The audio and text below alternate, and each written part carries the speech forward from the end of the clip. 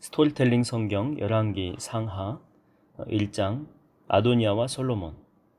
첫 번째 챕터 다윗 왕의 말년과 아도니아의 거사 음모. 1장 1절에서 10절까지의 내용입니다. 이스라엘 백성들이 가나안 땅에 들어가서 그 땅을 차지한 이래로 처음 한 350년 정도, 이 정도 어간에는 왕이 없었습니다. 왕이 있는 가나안의 다른 도시국가는 달리 이스라엘은 사사를 통해서 하나님이 직접적으로 통치를 했죠. 신정 제도를 유지한 것입니다. 하지만 가나안 족속들의 악한 행위를 이스라엘이 본받기 시작하게 되고 저마다 이 말씀에 따라 사는 삶이 아니라 자기 속에 오른 대로 이제 행동하게 되죠. 그 결과 이스라엘을 하나의 강력한 공동체로 묶어 있던 것이 율법인데 그 율법의 힘은 점점 약화되고 또 이스라엘 12지파는 구심점을 잃어버리고 또 계속해서 쇠퇴의 길을 걷게 됩니다. 이스라엘의 힘이 약해지게 되자 그 틈을 노리죠. 주변의 이방 세력들이. 그래서 빈번하게 이스라엘을 침략하기 시작합니다. 이에 불안과 두려움을 느낀 이스라엘 백성들은 선지자 사무엘에게 왕을 요구합니다. 사무엘은 최후의 사사고 최초의 선지자라고 볼 수 있죠. 우리에게도 왕을 달라고 하는 것이죠. 강력한 왕을 세워서 그 왕으로 하여금 전쟁을 수행토록 하자, 그런 취지로 이야기한 것입니다. 이는 하나님께서 직접 통치하시는 신정체제에 대한 불만의 표출이죠. 반면에 인간의 통치력에 의지하려고 하는 어리석은 사람들의 요구였던 것입니다. 이스라엘 백성들은 끈질기게 왕을 요구했지만 사무엘은 백성들의 요구를 계속해서 거부합니다. 그러면서 왕정 제도가 좋은 제도가 아니다, 여러 가지 폐해들에 대해서 강력하게 이야기하면서 경고하게 되죠. 하지만 이스라엘 백성들은 어떤 폐해를 감수하고서라도 반드시 왕이 필요하다라고 자꾸만 이렇게 졸라댑니다. 결국 이스라엘 백성들은 자신들의 소원대로 왕을 갖게 됩니다. 이스라엘 사회에 왕이 세워진 것은 그래서 결국 하나님의 뜻이 아니었죠. 이스라엘 백성들이 하도 거세게 주장했기 때문에 마지못해서 허용해 주신 것뿐입니다. 이후로 이스라엘은 사울을 초대 왕으로 해서 남북의 왕국이 모두 망하기까지 총 42명의 왕들이 다스리는 왕정 역사를 펼쳐나가게 되는데, 이때 통일왕국의 3명의 왕은 우리가 알다시피 사울, 또 다윗, 솔로몬, 또 솔로몬 이후에 왕국이 분열됩니다. 그래서 남왕국의 20명, 북왕국의 19명, 총 42명의 왕들이 이스라엘 역사에 등장하게 됩니다. 근데 왕이 세워졌다고 해서 하나님께서는 어떤 이스라엘 왕에게도 자신의 주권을 완전히 넘겨주진 않았죠. 오히려 하나님은 이스라엘 왕들을 통해서 계속해서 자신의 주권을 펼쳐나가기를 원하셨습니다. 그래서 이스라엘 왕들의 성공과 실패, 번영과 쇠락, 흥함과 망함은 그가 얼마나 하나님의 주권을 인정하고 그분의 뜻대로 나라와 백성을 다스렸느냐, 이제 거기에 따라 결정되었다라고 하는 것입니다. 이런 관점에서 성경이 왕을 평가할 때는 그 왕의 도덕성, 능력, 어떤 치적 이런 것에 근거하지 않습니다. 오직 하나님 보시기에 그가 하나님의 말씀과 뜻대로 행했느냐, 그렇지 않았느냐, 거기에 따라서 판단된 것이죠. 하나님의 뜻대로 행했으면 그 왕은 선왕이 되는 것이고, 그렇지 않으면 악한 왕으로 기록되었다라고 하는 것입니다. 대표적인 선왕은 통일왕국 이스라엘의 두 번째 왕이었던 다윗이죠. 그러면 대표적인 악한 왕은 누구냐면 왕국이 분열된 후에 북왕국 이스라엘의 초대 왕위에 올랐던 여로보암입니다. 그래서 성경은 이스라엘의 모든 왕들에 대해서 평가를 할 때에 그가 다윗의 길을 따랐다면 선하다 이렇게 평가를 했고, 반대로 그가 여로보암의 길을 따랐다면 악하다 그렇게 이야기를 하고 있죠. 이런 점을 염두에 두고 이스라엘의 왕들의 이야기인 열왕기서를 우리가 읽어 내려가도록 하겠습니다. 이스라엘에서 맨 처음 왕으로 뽑힌 인물은 사울이죠. 그는 신체적으로, 외적으로, 또 군사적으로 유능한 왕의 자질을 가지고 있었기 때문에 온 백성들의 기대를 한 몸에 받게 됩니다. 그래서 초대 왕위에 올라가지고 40년 동안 다스리게 되죠. 1050년에서 1010년경입니다. 근데 통치 초기에 군사적으로 성공해서 나라가 이제 강력해지자 그는 하나님 말씀을 거역하는 교만에 빠지고 말게 됩니다. 게다가 통치 한 30년쯤 이렇게 흐른 후에는 골리앗을 꺾고 이제 그때 다윗이 등장하거든요. 근데 다윗을 최대의 정적으로 여기고 나머지 통치 10년 동안은 오직 다윗을 제거하는 데만 힘을 쏟게 되죠. 그러는 바람에 사울 왕은 결국 블레셋과 치른 이 길보아 전투에서 크게 패하게 되고 스스로 목숨을 끊고 실패한 왕이 돼버립니다. 사울의 뒤를 이어서 통일왕국 이스라엘의 두 번째 왕위에 오른 인물이 우리가 알다시피 다윗이죠. 다윗. 이 사람이야말로 하나님 마음에 꼭 맞는 신실한 사람이었습니다. 하나님께서 사무엘을 통해서 기쁘게 기름 부어 세우신 왕이시죠. 그도 사울 왕처럼 40년 동안 나라를 통치합니다. 주전 1010년부터 한 970년경이죠. 그는 정말 하나님의 뜻을 쫓아서 또 행했고 그래서 크게 성공한 왕이 되었습니다. 성군 다윗의 치하에서 이스라엘 백성들은 또 이스라엘 나라는 크게 부강하게 되었고 번성했고 평화로웠습니다. 나라의 기강이 올바로 섰고 나라의 영토가 크게 확장되어진 것이죠. 그런 태평성대의 세월이 흐르고 마침내 다윗 통치의 말년에 이르게 되죠. 이때가 주전 970년경입니다. 이스라엘의 왕조실록이라고 할 수 있는 그 열왕기는 나이가 많아져 가지고 침상에 힘없이 누워 있는 다윗 왕의 그 말년의 그 장면을 보여줍니다. 그래서 그 무대에 그 막을 올리게 되죠. 그토록 원기왕성했던 이 다윗 왕도 이제 많이 늙게 됩니다. 평생을 전쟁터에서 살아왔기 때문에 체력이 더 빨리 쇠약해졌는지도 모르죠. 게다가 우리가 알다시피 밧세바 사건 이후에 집안의 불화, 형제의 난, 아들의 반역, 살인 음모, 여러 가지 파란만장한 삶을 살았잖아요. 이것 때문에 심신이 매우 지쳐 있었다라고 하는 것이죠. 아침 저녁으로 몸에 냉기가 스며들었고 이불을 많이 덮었지만 따뜻한 줄도 모르게 됩니다. 다윗의 나이 70세입니다. 한창 때인 30세에 헤브론에서 유다 지파의 왕이 올라서 7년을 다스리게 되고 또 37살에 예루살렘으로 이제 수도를 천도하고 올라오게 되죠. 그래서 이곳에서 온 이스라엘 12지파의 왕위에 올라서 33년, 도합 40년을 다스리게 되죠. 그렇지만 이제는 노안으로 국정 수행이 하루가 다르게 힘들어집니다. 왕이 허약해지자 신하들과 왕궁의 의사, 시라고 하죠. 왕께 이야기를 합니다. 폐하, 젊은 처녀를 구해서 왕을 모시도록 하겠습니다. 그 처녀를 품고 주무시면 몸이 따뜻해지고 이 기운을 다시 얻을 수 있게 될 것입니다. 이렇게 왕에게 아뢰입니다. 고대 사회에서 이게 젊은이의 온기로 늙은 몸의 그 냉하고 허약한 기운을 회복하는 방법은 잘 알려진 치료 의술이죠. 그래서 신하들은 다윗 왕의 그 냉한 몸을 치료하고 또 온기를 보양하고 또한 곁에서 이렇게 항상 시중 들도록 젊은 처녀를 구하고자 했죠. 이때 그 여자는 후궁 자격으로 왕의 품에 안겨야 했기 때문에 반드시 남자를 모르는 동녀, 처녀여야만 했죠. 그래서 왕실의 그 신하들은 아비삭이라고 하는 아리따운 처녀를 구해서 왕의 침실로 데려오게 됩니다. 이 여인은 수넴 마을 출신의 여인인데 수넴이라고 하는 그 지역은 이스라엘 최북단에 있는 그 헐몬산 또 헤르몬산이죠. 헤르몬산의 그 남동쪽 기슭에 위치한 지파로는 이사갈 지파이죠.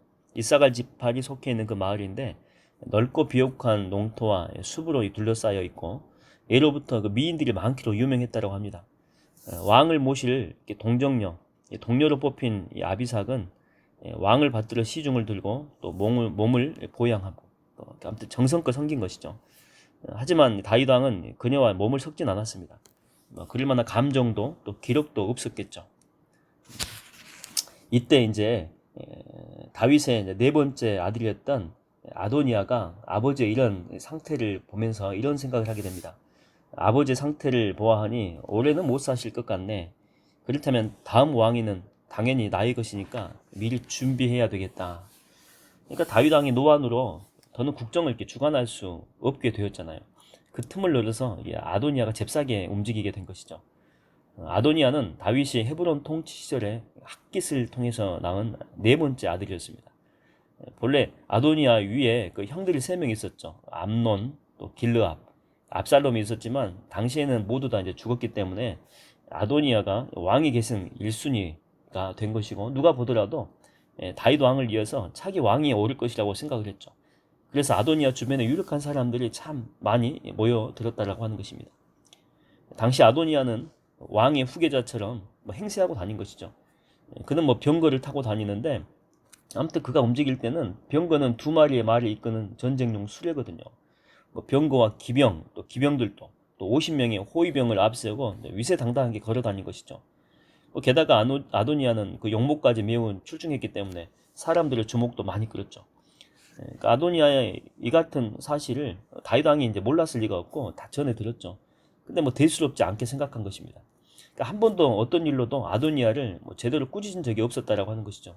그냥 모든 일에 오냐 오냐 하면서 곱게 키운 것입니다. 아도니아를 지지하는 세력들이 이제 날마다 커져간 것이죠.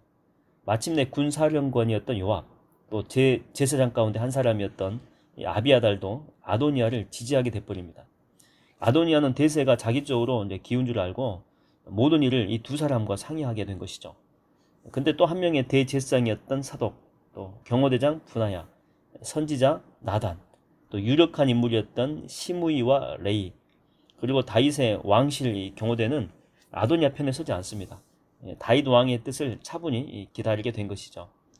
이제 어느 날 아도니아는 그 에느로겔 근처의 소엘렛 바위에서 하나님께 이제 제사 지낸다라고 말을 하면서 뭐 양과 소나 이런 송아지들을 잡고 큰 잔치를 벌인 것입니다.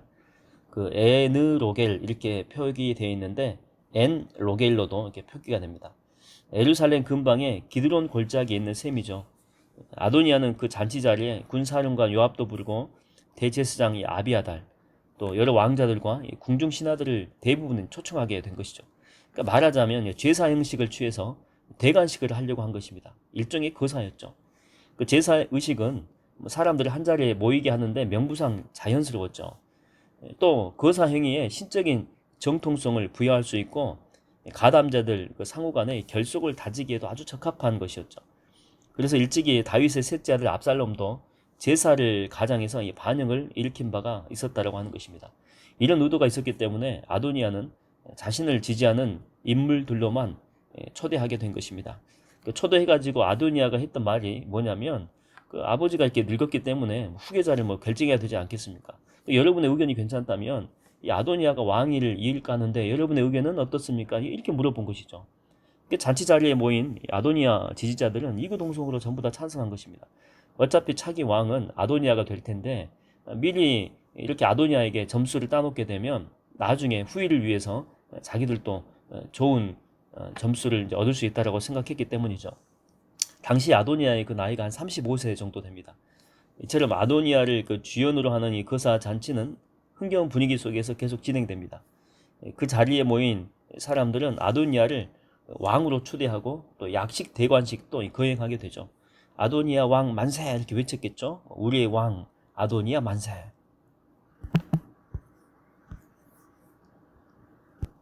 두 번째 챕터 나단과 밧세바가 아도니아의 거사 음모를 저지하다. 1장 11절에서 31절. 궁중 선지자 나단은 아도니아의 왕이 추대식에 대한 이 정보를 듣고 밧세바를 급하게 찾아갑니다. 밧세바는 솔로몬의 모친이었죠. 나단 선지자는 후계자에 대한 뜻이 솔로몬에게 있음을 일찌감치 알고 있던 사람입니다. 그래서 왕백에 찾아가서 이렇게 이야기를 하죠. 왕비님, 아도니아 왕자의 왕이 추대식 소식을 들었냐고. 반역 거사 일으킨 거 알고 있으시냐고. 지금 당장 솔로몬의 목숨이 위험하게 됐다는 거죠.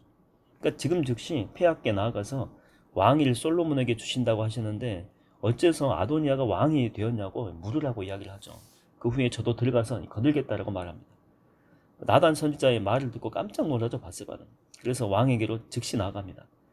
그때 다윗 왕은 침상에 누워 있었고 동료 아비삭이 시중을 들고 있었죠. 동료는 맑고 아름다웠습니다. 밧세바는 그 순간 자신도 모르게 자신의 그 젊은 시절을 떠오르게 된 거죠. 하지만 지금 그 생각할 여력이 없죠. 사태가 시급하고 심각했기 때문에 큰 절을 올리고 바로 다윗 왕에게 이야기를 합니다. 폐하, 지금 아도니아가 왕관을 썼다고 하는데 이게 폐하의 뜻이냐고 물어보는 거예요.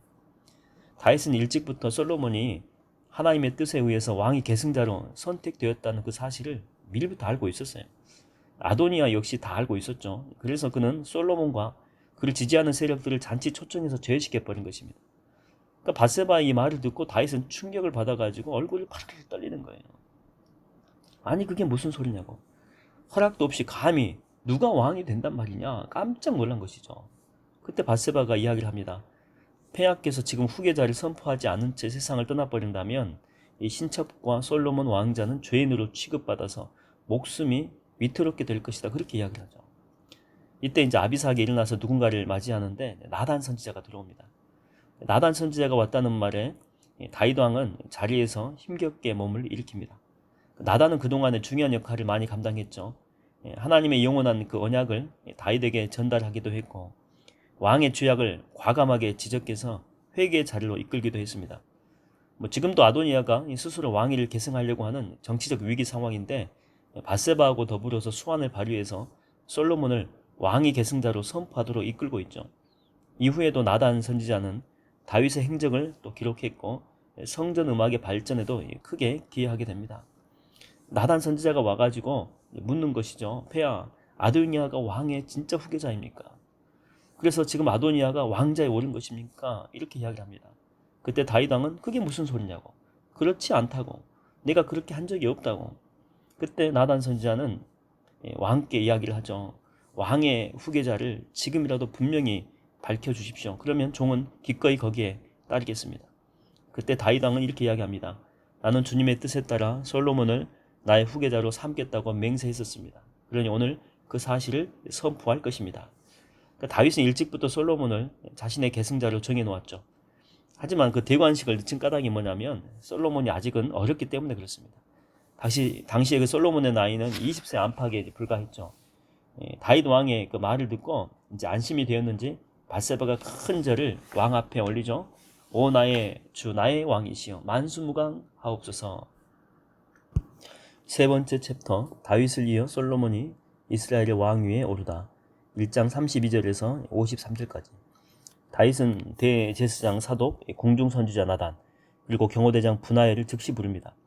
사태가 이제 중하기 때문에 모두의 얼굴이 상기되어 있었죠. 자칫 잘못하게 되면 두 세력으로 이렇게 나라가 쪼개져 가지고 내란이 일어날지도 모르는 그런 긴박한 상황입니다. 다윗 왕의 그 친위 세력들이 이제 모두 이제 모이니까 왕이 엄중하게 명령을 하죠. 여러분 다윗이 누굽니까? 비록 나이 들고 또 늙고 노쇠했지만 그의 권위와 품격은 여전했죠. 명한다. 지금 당장 내 아들 솔로몬을 나의 노새에 태운 뒤에 속히 기온으로 내려가서 그에게 기름을 부어 왕으로 선포해라. 뿔나팔을 불게 해서 솔로몬 왕 만세 크게 이제 외치고 그런 후에 솔로몬을 나의 왕좌에 앉히도록 해라.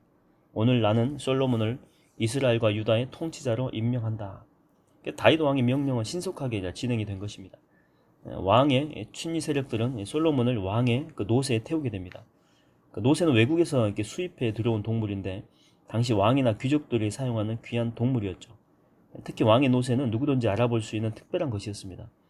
그래서 솔로몬을 왕의 노새에 태우고 시가 행진을 벌린다라고 하는 것은 그가 왕이 후계자로 공식화되었다라고 하는 대국민 선언과 똑같은 것이죠. 솔로몬을 태운 노새가 도착한 곳은 기혼입니다. 기혼. 그곳은 예루살렘 동쪽 그러니까 다윗성 아래쪽에 기드론 골짜기에 있는 샘이 있는 마을이죠. 아도니아가 약식 대관식을 진행하고 있는 에느로겔과는 그렇게 멀지 않은 곳에 위치해 있습니다. 기온에 이르러 가지고 대제사장 사독이 솔로몬의 머리에 그 왕이 주기를 뜻한 그 기름을 여기서 붓습니다. 그러니까 나팔수들이 막 뿔나팔을 힘차게 불고 백성들이 한 목소리로 외치죠. 솔로몬 왕 만세, 이스라엘 왕 만세. 솔로몬을 수행한 왕의 측근들은 한시가 급했기 때문에 예루살렘 궁성으로 또 곧장 이렇게 올라온 것입니다. 올라오면서 모든 수행원들이 나팔과 피를 크게 불면서 환호성을 질렀기 때문에 땅이 흔들릴 정도였다고 합니다. 그때의 기온 부근에 에느로겔에서 한참 잔치 기분에 들떠있던 아도니하고 그 지지자들도 이 소리를 안 들을 수가 없죠. 나팔 소리와 또 피리 소리, 또 백성들의 외침 소리가 크게 들리니까 군사령관 요압이 불안한 기색으로 그 수하의 부하들에게 명령하는 것입니다. 왜 이렇게 성이 시끄러운지 즉시 알아보도록 하라고 사람을 보내죠. 근데 요압의 말이 끝나기도 전에 대제사장 아비아달, 지금 아도니아 편에 서 있는 사람이죠. 이 사람의 아들이 요나단인데 막 숨을 헐레벌떡하면서 뛰어 들어오는 거예요. 얼굴을 보니까 심상치 않은 그런 낌새죠. 어떤 불안함과 또 두려움을 느꼈지만 아도니아가 애써 태어난 척 하면서 이렇게 물어봐요. 요나단, 어서 와라. 자네는 믿을 만한 사람이니까 틀림없이 좋은 소식을 가져왔을 거야. 그래, 무슨 소식이냐? 근데 아도니아 기대와는 달리 요나단은 그 충격적인 소식을 전하게 되죠. 왕자님, 부왕께서 솔로몬을 왕위로 세우셨다고. 지금 들리는 저 소리는 온 백성이 새 왕이 세워진 것을 축하하는 기쁨의 환호성입니다. 이렇게 이야기를 하는 거예요. 아니, 뭐라고? 내 동생 솔로몬이 이스라엘 왕이 올랐다고? 그게 틀림없는 사실이냐? 안색이 새파랗게 질려버립니다. 아도니아는. 마치 얼마 전까지만 해도 왕이 다 된 것처럼 거들먹거렸거든요. 의기양양했던 그런 모습은 다 사라져버리고 두려워서 어찌할 바를 모르는 거예요. 그런 아도니아에게 요나단이 한마디를 더 합니다. 솔로몬은 이미 왕자에 올랐고 궁중 신하들은 다윗 왕께 축하 인사를 지금 다 드리고 있다고. 다윗 왕은 이렇게 자신의 생전에 솔로몬을 왕자에 앉히게 됩니다. 고대 중근동 국가에서 선왕이 노환이나 어떤 질병 등의 불가피한 이유로 통치가 어려워질 경우에 선왕이 아직 살아있지만 다음 왕이 미리 왕위에 올라서 통치하는 그런 경우가 있었죠. 이런 경우 외형상으로는 한 나라에 두 명의 왕이 존재했던 것이죠. 다윗과 솔로몬이 그런 경우입니다. 요나단의 이 말을 듣고 아도니아의 지지 세력들은 허둥지둥 자리에서 일어나가지고 사방으로 뿔뿔이 흩어지기 시작합니다. 아도니아도 솔로몬에게 목숨을 잃을까 두려워서 성막으로 가서 번제단의 뿔을 꽉 붙잡아요. 번제단의 뿔은 제사를 드릴 때 희생 제물의 피가 이제 발라지는 곳이죠. 죄인을 향한 하나님의 은혜와 보호를 상징합니다. 그래서 아도니아가 번제단의 뿔을 붙잡고 있는 것은 은혜를 베풀어 목숨을 살려달라고 하는 상징적인 행위였죠. 이때 솔로몬은 사람을 보내서 아도니아를 붙잡아 옵니다. 아도니아가 벌벌 떨면서 그 앞에 엎드려 절하죠. 제발 이 몸한테 자비를 베푸셔가지고 목숨만 좀 살려달라고. 이 비천한 몸이 왕께 죽을 죄를 졌다고 굽여 살펴달라고 간절히 예언을 하죠. 아도니아가 솔로몬한테 예언하는 것입니다. 부들부들 몸을 떨고 있죠. 솔로몬 왕의 말 한마디에 자기 목숨이 달려있기 때문에 그렇습니다. 조금 전까지만 해도 왕이 다 된 것처럼 의기양양하게 거들먹거리는 그 태도는 온데간데 없습니다. 그런 모습을 보고 솔로몬이 짧게 이야기를 하죠. 집으로 돌아가시오. 더 이상 반역의 마음을 품지만 않는다면 살 것이고 그렇지 않고 또다시 악을 행한다면 죽게 될 것입니다.